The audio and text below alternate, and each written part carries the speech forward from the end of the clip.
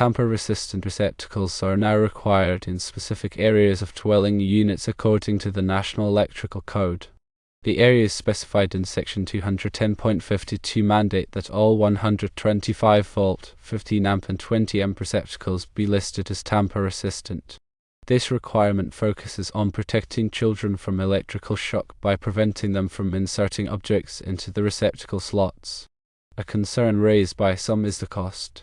The National Electrical Manufacturers Association (NEMA) states that the cost is an additional 50 cents per receptacle compared to standard receptacles. However, prices may vary depending on the supplier and location. Some electrical supply houses may sell tamper-resistant receptacles at a higher price point. These prices need to be factored into the overall cost of new construction. Another factor to consider is the insertion force required to use tamper-resistant receptacles. The panel is concerned about the possible increased insertion force required for our aging population. They request data concerning the amount of force necessary to insert a plug into the shutter and the amount of force necessary to fully insert a plug into a tamper-resistant receptacle. This is particularly important for older adults or individuals with limited hand strength. Data on the force needed for insertion is important to determine whether it poses a challenge for these populations. It is important to note that the tamper-resistant receptacle provision applies primarily to new home construction. It is not intended to be retroactive to existing homes undergoing renovations or homes being resold.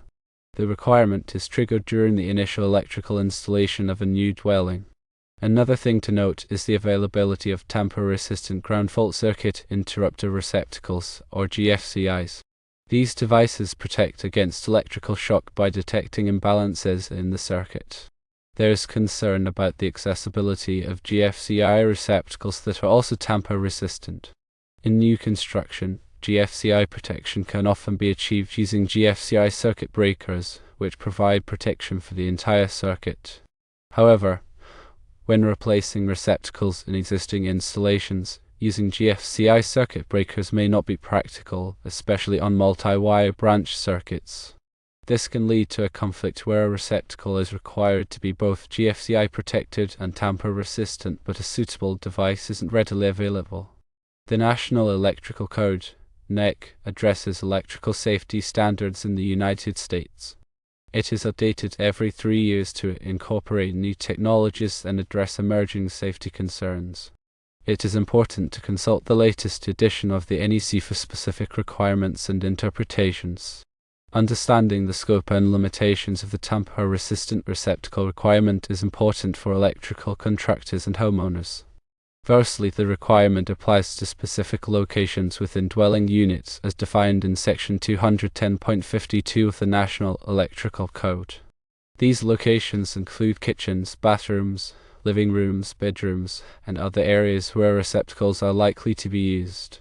Secondly, the rule focuses on 125-volt, 15-amp and 20-amp receptacles. These are the most common types of receptacles found in residential settings. Thirdly, tamper-resistant receptacles are designed with internal shutters that prevent the insertion of foreign objects. These shutters only open when a 2 or 3-prong plug is inserted, reducing the risk of electrical shock.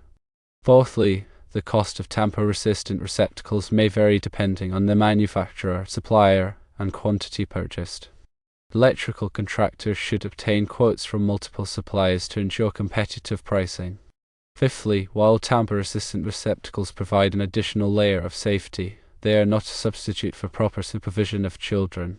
Parents and caregivers should still take precautions to prevent children from accessing electrical outlets. Sixthly, the National Electrical Code requires that tamper-resistant receptacles be listed by a recognized testing laboratory such as Underwriters Laboratories or Intertech. This ensures that the receptacles meet established safety standards. Seventhly, electrical inspectors will verify the installation of tamper-resistant receptacles during the inspection process. Contractors should be familiar with the code requirements and ensure that the installation complies with all applicable regulations. Eighthly, the use of tamper-resistant receptacles can help to reduce the risk of electrical injuries to children. Studies have shown that these devices are effective in preventing the insertion of foreign objects into electrical outlets. Ninthly, tamper-resistant receptacles are a cost-effective way to improve electrical safety in homes. The additional cost per receptacle is relatively small compared to the potential cost of an electrical injury. Tenthly, electrical contractors should educate homeowners about the benefits of tamper-resistant receptacles. This will help homeowners to make informed decisions about electrical safety in their homes. To elaborate further, the NEC Section 210.52 outlines where receptacles are required in dwelling units. These locations generally include wall spaces of 2 feet or more, countertops, and specific areas in bathrooms and outdoors. The intent is to provide convenient access to electrical power while minimizing the use of extension cords. The NEC specifies the type of receptacle required, including the voltage and amperage ratings. For example, general-purpose receptacles are typically 125 volts and 15 or 20 amps. Special-purpose receptacles may have different voltage and amperage ratings depending on the application. The NEC also addresses the installation height of receptacles. Receptacles are typically installed at a height of 12 inches above the floor, but this may vary depending on the location and application. For example, receptacles installed in countertops must be located above the countertop surface. The NEC requires that receptacles be securely mounted to an electrical box. The electrical box must be properly grounded and supported. The NEC also addresses the wiring requirements for receptacles. Receptacles must be wired with conductors of the correct size and insulation type. The wiring must be properly connected to the receptacle terminals in the electrical box. The NEC requires that receptacles be protected by a ground fault circuit interrupter, GFCI, in certain locations. These locations include bathrooms, kitchens, and outdoor areas. GFCI protection helps to prevent electrical shock by detecting imbalances in the circuit. The NEC also addresses the use of arc fault circuit interrupters, AFCIs. AFCIs protect against electrical fires by detecting arcing faults in the wiring. AFCIs are typically required in bedrooms and other areas where electrical fires are more likely to occur. The NEC provides specific requirements for the labeling of receptacles. Receptacles must be labeled with their voltage and amperage ratings. GFCI receptacles must be labeled to indicate that they provide ground fault protection.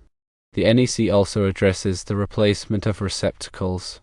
When replacing a receptacle, it must be replaced with a receptacle of the same type and rating.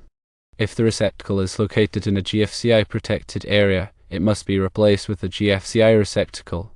The NEC provides guidance on the selection of appropriate receptacles for different applications. Factors to consider include the voltage and amperage requirements, the location of the receptacle, and the potential for exposure to moisture or other hazards. The NEC also addresses the use of extension cords.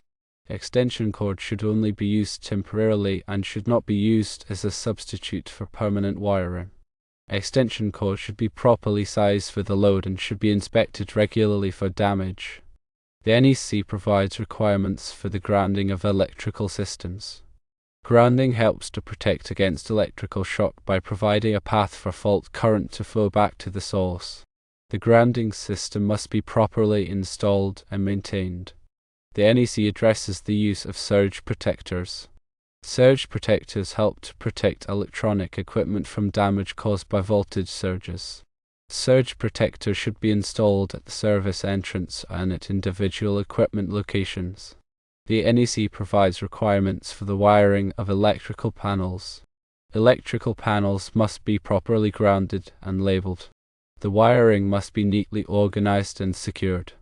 The NEC addresses the use of conduit. Conduit is used to protect electrical wiring from damage. Conduit must be properly sized and installed.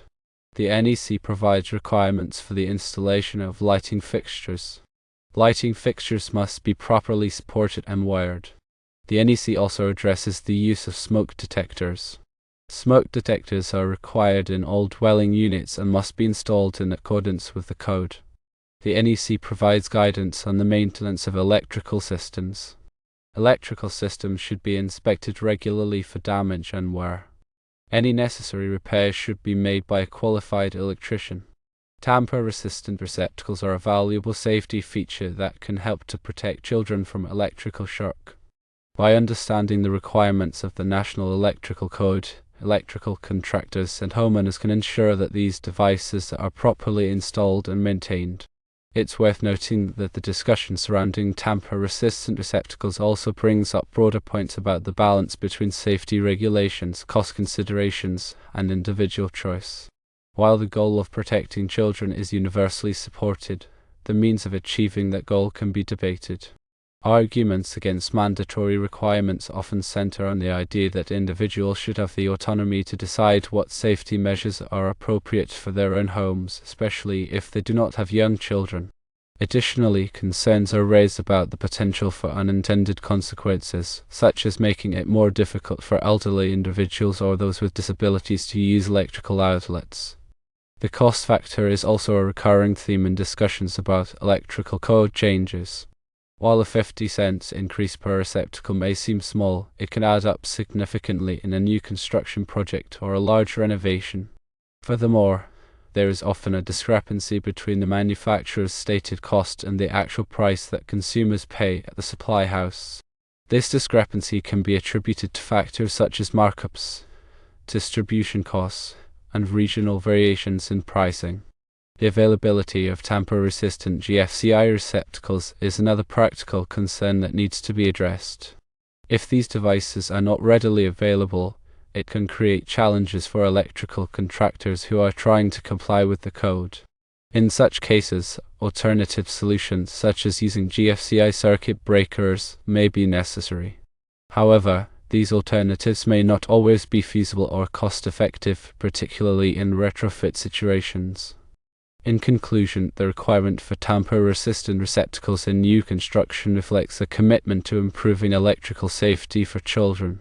However, it is important to consider the cost implications, the potential impact on vulnerable populations, and the availability of compliant devices.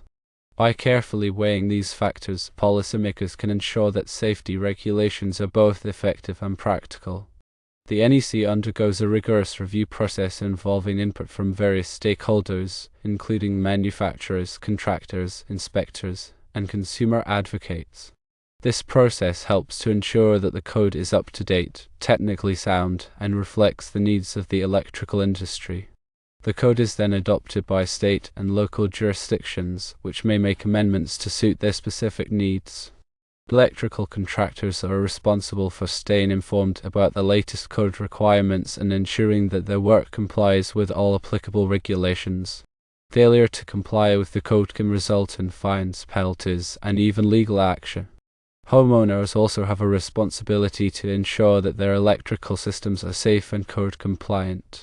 This includes hiring qualified electrical contractors for any electrical work and obtaining the necessary permits and inspections. By working together, electrical contractors, homeowners, and code officials can create a safer electrical environment for everyone. Understanding the nuances of electrical codes, such as the requirements for tamper-resistant receptacles, is essential for ensuring safety and compliance in residential and commercial buildings. These codes are constantly evolving to address new technologies and safety concerns, so staying informed is crucial for all stakeholders in the electrical industry.